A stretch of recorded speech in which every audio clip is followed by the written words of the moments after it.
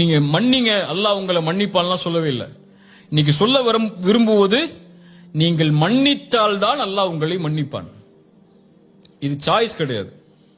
ஒருவரை மன்னிக்கிறதுங்கிறது உங்களுடைய விருப்பம் கிடையாது, அல்லாஹ்வுடைய கட்டளை.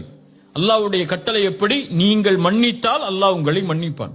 ரசூலுல்லாஹி ஸல்லல்லாஹு அலைஹி வஸல்லம் சொன்னாங்க, யக்ஃபிரு, நீங்கள் மன்னியுங்கள் அல்லாஹ் உங்களை மன்னிப்பான்.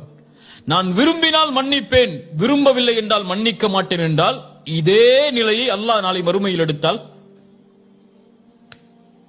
இதே நிலையை மறுமை நாளை அல்லாஹ் எடுத்தால், அல்லது நான் அவன் எவ்வளவு செய்தானோ அதற்கு மாற்றாக செய்து மன்னிப்பேன் என்றால் இதே நிலையை அல்லாஹ் எடுத்தால் தாங்க மாட்டீங்க. அப்படியா இல்லையா? இப்ப நான் ஏன் மன்னிக்க வேண்டும் என்று நீங்க சொல்லிட்டாலே, நான்ங்கிற வார்த்தை மேல வந்துட்டாலே நீங்க என்ன நினைச்சுக்கிறீங்க? நான் மேல இருக்கிறேன், அவன் கீழே இருக்கிறான்னு நினைச்சுக்கிட்டீங்க. இப்ப நான் மேல இருக்கிறேன், நீங்க கீழே இருக்கிற நினைச்சுக்கிட்டீங்கன்னா உங்க மனசுல என்ன இருக்குது? பெருமை வந்துருச்சு. உன் மனசுல பெருமை வந்துருச்சுன்னா கடுகளவு வந்தாலும் சொர்க்கம் நுழைய முடியாது, நரகம் உனக்கு உரித்தா.